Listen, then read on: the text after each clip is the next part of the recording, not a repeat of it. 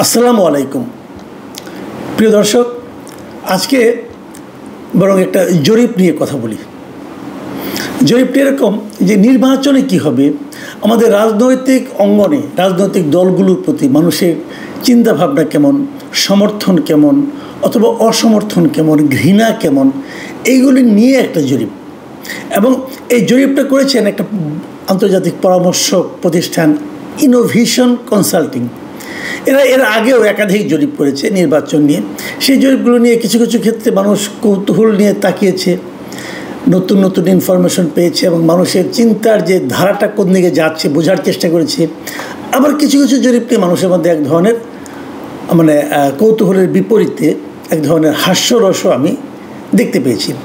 আমরা দু ধরনের কথাই বলবো। তবে এবার যে জরিপটা হয়েছে, এই জরিপটা তাদের দ্বিতীয় পর্বের ফলাফল নিয়ে তারা আলোচনা করেছে। মানে এর আগে অনেকগুলো করেছে। এর আগে একটা করেছিল এ মাসেই, ঠিক 2-3 দিন আগের ঘটনা। গত শুক্রবারে তারা একটা জরিপ করেছে, 21শে সেপ্টেম্বরও তারা আরেকটা জরিপ প্রকাশ করেছিল। সেটার কথা আমি একটু পরে বলবো। আজকে সর্বশেষ জরিপটা নিয়ে বলি। এটা নিয়ে আমি খুব বেশি একটা ব্যাখ্যা করবো না, আমি খালি কয়েকটা পয়েন্ট বলে যাই আপনাদের কাছে, তাহলে যাতে আপনারা বুঝতে পারেন যে কী হয়েছে। এটা সেপ্টেম্বর মাসের 2 তারিখ থেকে 15 তারিখ পর্যন্ত দেশের প্রায় 10,413 জন ভোটার, বিভিন্ন বয়সী ভোটারের উপর তারা প্রশ্ন করেছিল, নানা রকম প্রশ্ন করেছিল, তার উপর ভিত্তি করে তারা এটা করেছে। এবং এই যে 10,413 এরা সবাই কিন্তু 18 বছরের বেশি বয়স্ক। এখানে গ্রামের লোক ছিল, মানে ঢাকার বাইরের লোক ছিল, আবার ঢাকার লোকও ছিল। একটা ব্যালেন্স তারা করেছে। ওই স্যাম্পলিংটা খুব ভালো হয়েছে, আমি স্যাম্পলিংটাকে ভালোই বলবো।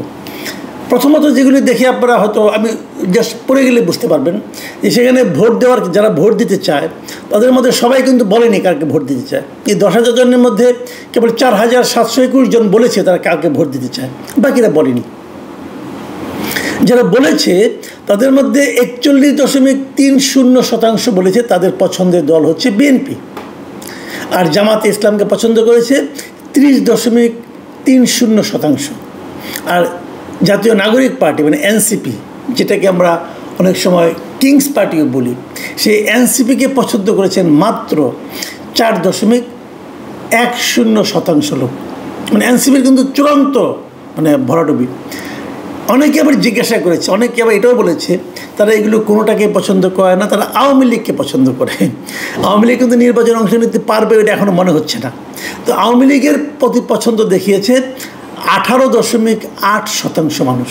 এটা কিন্তু একটা খুবই লক্ষণীয় একটা প্রবণতা, যে দলটা নাই, যে দলটাকে সমর্থন করলে আপনার নানা রকম হেনস্থার শিকার আপনি হতে পারেন, সেই দলের প্রতি এত প্রতিকূলতার মধ্যেও সেই দলের প্রতি 18% মানুষ তারা আওয়ামী লীগকে বলেছে তারা থাকলে আমরা তাদেরকে ভোট দেব। খুবই ইন্টারেস্টিং কিন্তু। তাহলে আওয়ামী লীগকে কি নির্বাচন করতে দেওয়া উচিত, এটাও প্রশ্নের মধ্যে ছিল। এবং দেখা গেছে যে প্রায় অর্ধেক মানে 45.79% বলেছেন মানুষ, উত্তরদাতা বলেছেন যে তারা মনে করেন আওয়ামী লীগকে নির্বাচনে অংশ নেওয়ার সুযোগ দেওয়া উচিত। আর এর বিপরীত দিকে 45.58% উত্তরদাতা মনে করেন বিচার হওয়ার আগে আওয়ামী লীগকে নির্বাচনে অংশ নিতে দেওয়া উচিত নয়।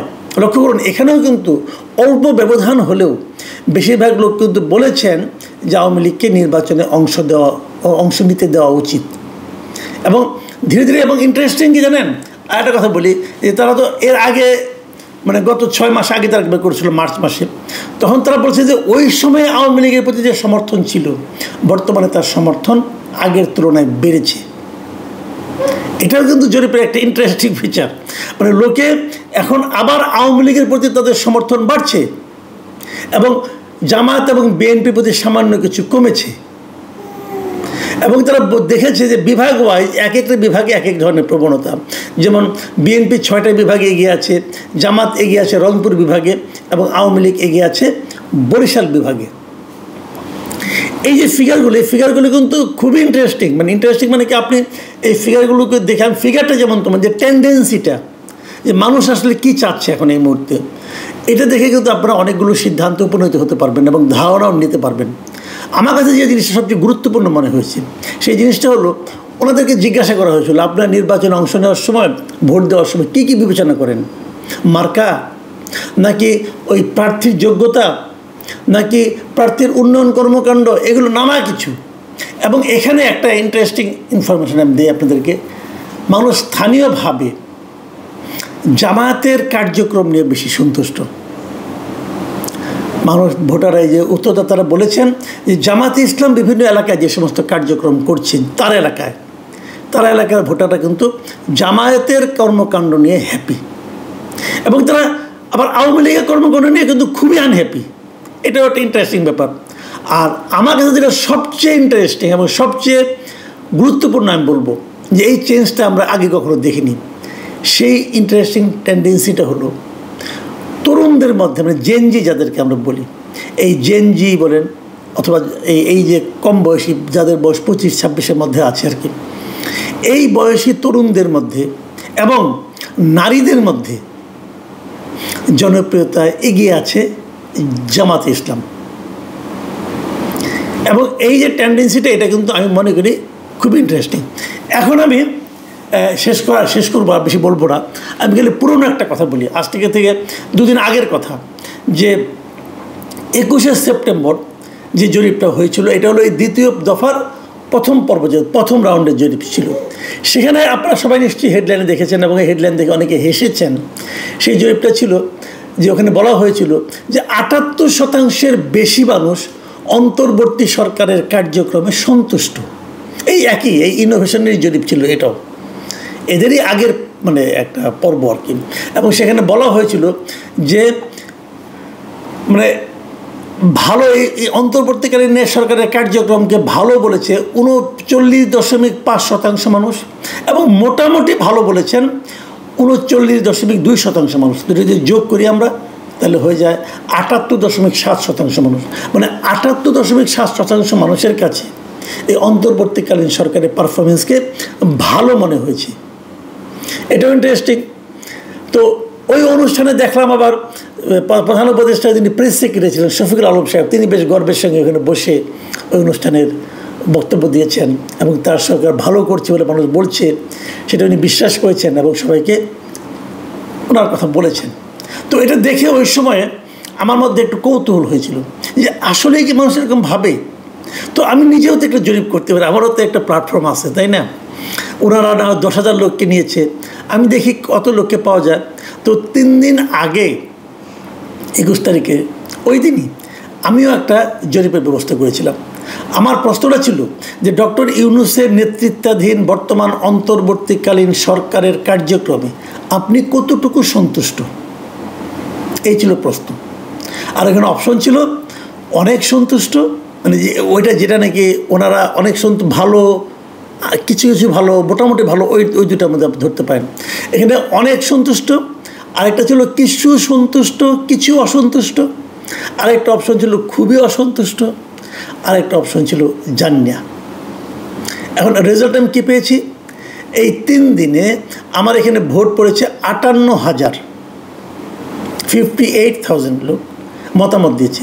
সেখানে অনেক সন্তুষ্ট বলেছেন 11% লোক, কিছু সন্তুষ্ট কিছু অসন্তুষ্ট বলেছেন 19% লোক, খুবই অসন্তুষ্ট বলেছেন 67% লোক, এবং জানি না বলেছেন 3% লোক। আমি যদি অনেক সন্তুষ্টের সঙ্গে কিছু সন্তুষ্ট এবং কিছু অসন্তুষ্ট দুটোকে যোগ করি তাহলে সেটা দাঁড়ায় 30%। তাহলে 30% লোক তারা এই সরকারের উপর মোটামুটি হ্যাপি, আর খুবই আনহ্যাপি সংখ্যা কত, মানে পার্সেন্টেজ কত, 67%। আমিও মানে বাংলাদেশিদের উপরে করেছি, কারণ বাংলা ভাষায় করেছি আমি।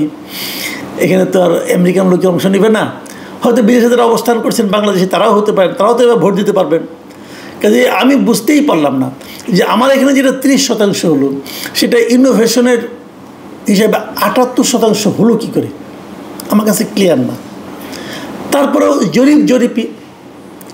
জরিপের উপর আস্থা রাখা নিরাপদ না। আপনারাও জরিপের উপর আস্থা রাখেন না, ইনোভেশনের উপরও রাখেন না, আমার উপরেও রাখেন না, কোনো সমস্যা নাই। তবে যে টেন্ডেন্সিগুলি বললাম এগুলো মাথায় রাখেন। প্রিয় দর্শক, এখন এই পর্যন্তই। আল্লাহ হাফিজ।